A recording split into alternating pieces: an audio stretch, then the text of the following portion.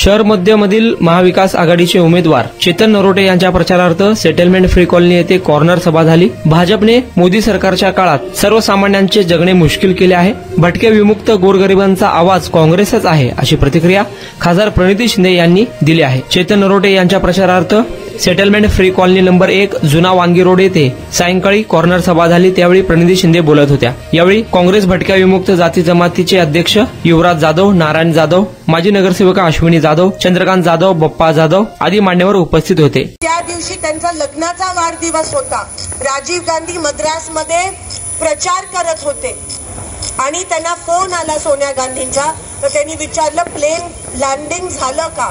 तर समोरचा माणूस म्हणाला, मॅडम प्लेन लँड नाही झालंय, पण मद्रासमध्ये बॉम्ब ब्लास्ट झाला। आणि त्यांनी विचारलं आणि राजीव, आणि समोरून शांतता होती। तेवढ्या चिरकल्या की 1 किलोमीटरवर त्यांची ती चिरकलेला आवाज ऐकू आला। दुःखाचा डोंगर त्या मॅडमवर उतरला, कोसळला, तरी त्या उभ्या राहिल्या काँग्रेस पक्षासाठी, तुमच्यासाठी। आणि त्यांनी पक्ष एकत्रित ठेवला, देश एकत्रित ठेवला। त्याच्यानंतर 10 वर्ष काँग्रेस पक्ष हा सत्तेत आला, केवळ तुमच्यासाठी, माझ्या आई भगिनींसाठी।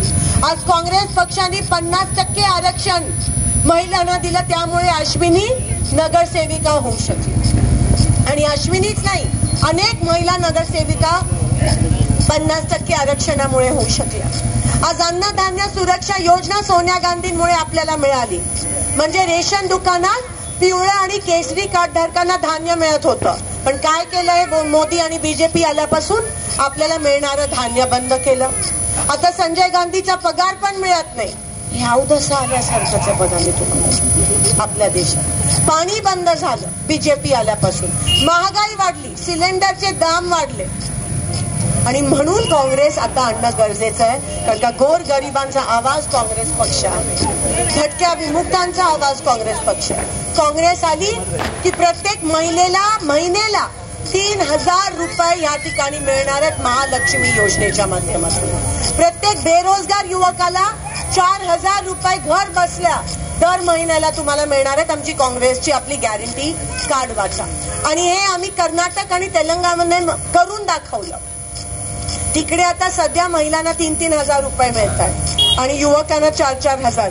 उद्या कर्नाटकाचे मुख्यमंत्री येऊन प्रेस कॉन्फरन्स घेऊन सांगणार आहेत की आम्ही करून दाखवलं ते। तेलंगणाचे पण चीफ मिनिस्टर रेवंत रेड्डी जी येणार आहेत आणि प्रेसमध्ये सांगणार आहेत। आणि म्हणून काँग्रेसला विसरू नका, हात जोडून विनंती करते। मी इकडे आली नाही आली, तुमचं कर्तव्य आहे की काँग्रेसला जिवंत ठेवा। या सेटलमेंट रामवाडी परिसरात काँग्रेसला जिवंत ठेवणं ही गरज आहे। सोलापूरमध्ये काँग्रेस असणं हे गरजेचं आहे। 15 वर्ष तुम्ही मला सांभाळलं, आता मला तुमच्यापासून दूर करू नका।